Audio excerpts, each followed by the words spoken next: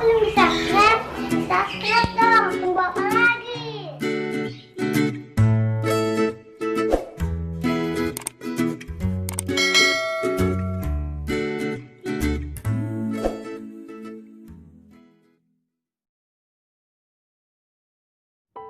Kamar yang sama.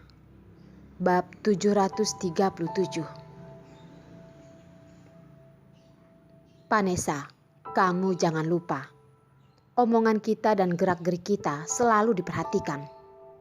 Kamu sebagai tunangan dari Pak Presiden.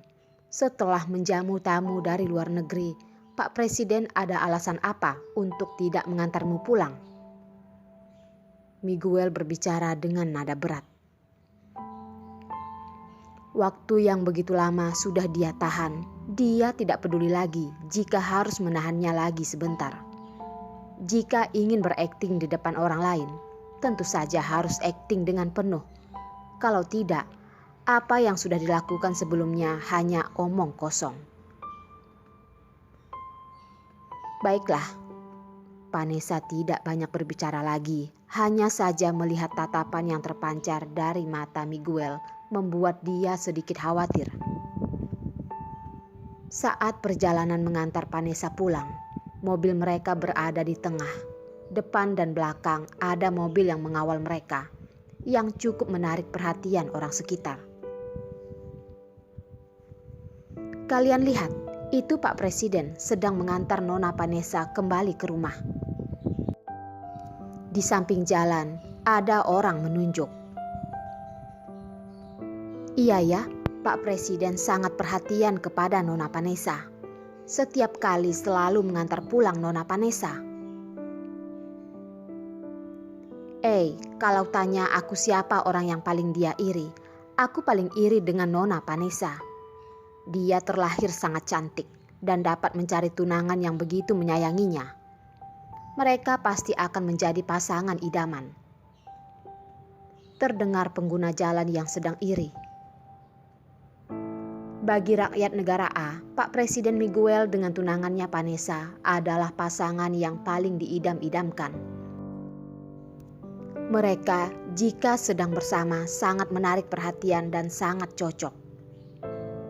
Yang paling membuat orang iri adalah Pak Presiden yang selalu menjaga dan melindungi Nona Vanessa.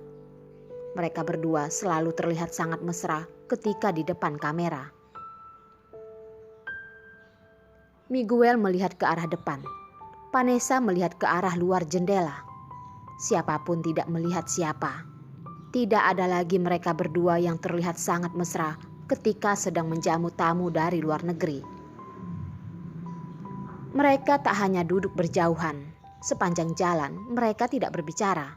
Lebih asing daripada ketemu orang asing. Ketika segera sampai di rumah, Vanessa berpikir lalu akhirnya menghancurkan kesunyian. Miguel, apakah terjadi sesuatu pada anak itu? Walaupun Miguel hari ini menjamu dengan baik tamu yang hadir, tetapi Vanessa dapat melihat jelas jikalau ada sesuatu hal yang menjadi beban pikirannya. Hal yang dapat membuat mood Miguel berantakan sangat sedikit. Orang yang dapat membuat mood Miguel berantakan juga sangat sedikit.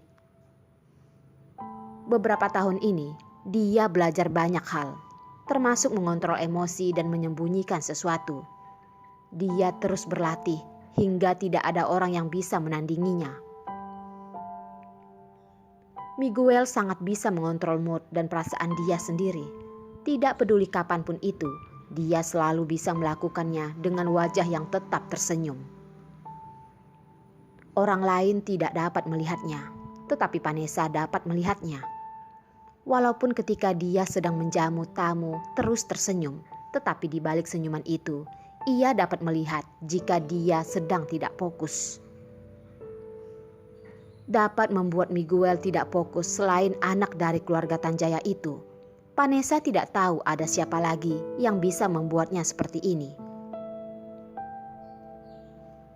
Sudah sampai rumah. Miguel melihat ke arah samping untuk melihatnya. Hari ini kamu sudah lelah seharian. Setelah pulang ke rumah, cepatlah beristirahat. Miguel tidak menjawab pertanyaannya, karena ia tidak ingin membicarakan tentang Orila di depan orang luar. Miguel, Vanessa menggigit bibirnya. Kalau anak itu salah paham karena hubungan kita, aku bisa mencarinya dan menjelaskan semua padanya. Gak perlu. Masalah dia, aku bisa menyelesaikan sendiri. Tidak perlu orang lain ikut campur untuk membantu. Miguel menolaknya. Tidak perlu membicarakan apakah anak ini mengetahui identitasnya atau tidak. Sekalipun suatu saat dia mengetahuinya, orang yang harus memberikan penjelasan adalah dia, bukan orang lain. Wajah Vanessa terlihat memucat. Baiklah, aku pulang dulu. Miguel menganggukkan kepala. Cepat istirahat. Vanessa turun dari mobil lalu kembali menengok ke arahnya. Miguel, kalau kontrak pernikahan kita... Miguel memutuskan perkataannya dengan suara yang tajam, berkata, tidak ada kalau. Masalah ini berjalan sesuai dengan apa yang sudah kita bicarakan. Sebelum menyelesaikan masalah ini, siapapun tidak ada yang boleh mengubah rencana yang ada. Apapun alasannya. Vanessa khawatir. Tetapi, kalau anak itu tidak bisa, dia tidak akan mungkin. Tidak tahu kenapa Miguel begitu percaya anak itu. Percaya bahwa dia akan mengerti dirinya, tidak mungkin meninggalkannya. Sekalipun ia pergi, Miguel akan mencari cara untuk membawanya kembali ke sisinya. Tidak ada orang yang bisa merebutnya dari sisinya. Dia datang ke sampingnya hanya beberapa hari saja, tetapi ia berhasil membuat hatinya kacau berantakan. Dia sudah datang membuat hatinya kacau, maka ia harus bertanggung jawab. Miguel tidak akan membiarkannya pergi begitu saja. Baiklah, aku pergi dulu. Vanessa menahan tatapan matanya yang tak berdaya. Dengan sopan tersenyum kepadanya lalu pergi. Pak Presiden, kita langsung pergi ke tempat Nona Orila atau... Richard supir mobil bertanya. Richard adalah seorang supir untuk Miguel. Dia sudah mengikuti cukup lama, orang terpercaya Miguel. Jadi masalah Orila, Richard juga mengetahuinya. Kita pulang dulu, kata Miguel. Dia ingin sekali terbang langsung sampai ke sisi gadis kecil itu, tetapi dia tidak bisa. Sekarang dia masih memiliki banyak hal yang belum diselesaikan. Dia masih memiliki tunangan sehingga tidak dapat mengaku pada Orila.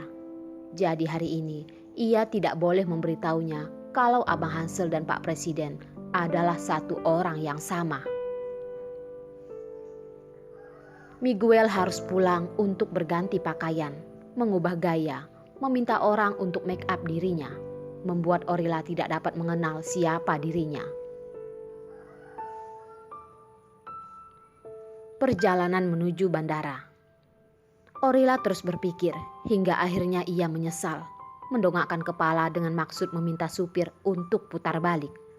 Tetapi ia menyadari bahwa taksi yang ia tumpangi tidak mengarah ke bandara. Kamu siapa? Kamu mau bawa aku kemana? Orila dengan cepat menyadari bahwa supir ini sepertinya bukan supir taksi beneran. Nona Orila, aku tidak akan menyakitimu. Harap duduk dengan baik dan ikut aku pergi ke suatu tempat. Supir berbicara dengan sangat sopan. Lawan bicara tidak menunjukkan identitasnya, hanya berkata bahwa dia tidak akan menyakitinya. Dan lagi sikap berbicara yang sangat baik, tidak terlihat seperti sedang menculik orang. Orila memperhatikannya melalui kaca, melihat wajahnya tidak mencurigakan. Bahkan arah tujuan mobil ini tidak pergi ke tempat yang terpencil. Lalu Orila berpikir dengan ide gilanya. Orang ini adalah suruhan Abang Hansel untuk menahannya. Tetapi bagaimana Abang Hansel tahu jikalau dia membeli tiket pesawat untuk kembali ke New York? Kalau bukan Abang Hansel, berarti ada kemungkinan besar itu adalah Sebastian sialan itu. Tidak peduli ia pergi kemanapun, dia selalu mengikuti jejaknya. Tetapi juga tidak mungkin. Kalau orang ini adalah orang suruhan Sebastian, ia seharusnya memanggilnya dengan Nona besar, bukan Nona Orila. Bukan Abang Hansel, juga bukan Sebastian.